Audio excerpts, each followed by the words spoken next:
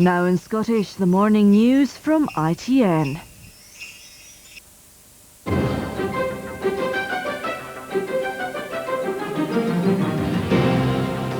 Good morning. It's 5 to 6 on Friday, December the 30th. This is the morning news from ITN. North Korea has freed the US Army pilot detained since his helicopter went down in the communist state almost 2 weeks ago.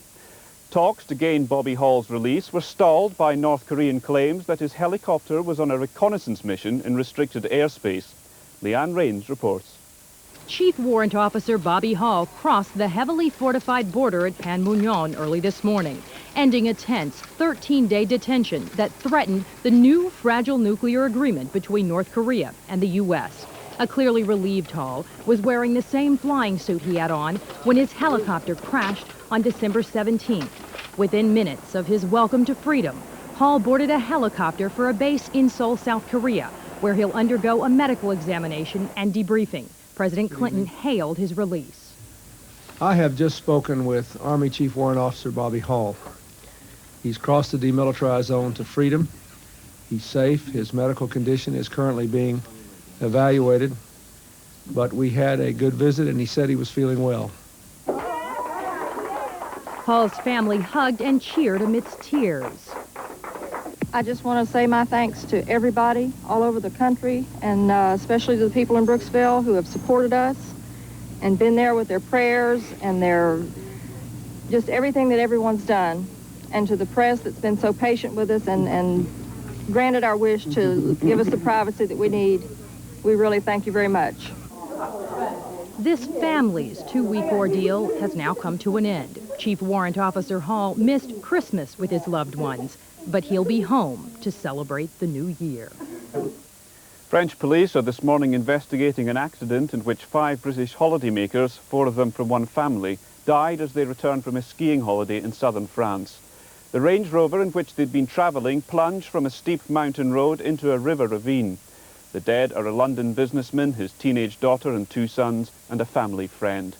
They'd been staying at the resort of Isola, about 10 miles from the village of the same name, near the Italian border. The road was quite dangerous, but the weather was good. But suddenly the driver, they don't control the car, and the car crashed first on the bridge, and then go down and crash on the river. The car crashed on the roof, and the 5 people were killed. Very big tragedy. The pilot of the Turkish airliner, which crashed yesterday, ignored repeated warnings from the control tower not to land because it was too dangerous. 54 people died and more than 20 were injured when the Turkish Airlines 737 tried to land in a snowstorm. ITN's Robert Seeley reports. Appalling weather hampered rescuers. Soldiers and local volunteers battled through several feet of snow to reach the wreckage of the Turkish Airlines Boeing 737. The plane, carrying troops and their families, was making its 3rd attempt to land near Van, a city 60 miles from the Turkish border with Iran. Air traffic controllers say the pilot had ignored warnings that landing was too dangerous and had been told to return to Ankara. Poor weather is a frequent hazard to planes flying in the remote region in winter.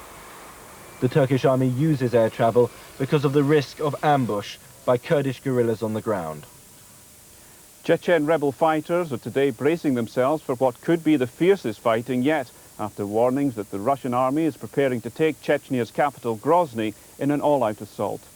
Yesterday, the Russian forces shelled villages, bombed factories in the capital and fought tank battles outside the city in what some said was the heaviest fighting yet. More than 100,000 people are believed to have fled Chechnya since the fighting began on December the 11th. And that's all from the ITN Morning News team. Goodbye.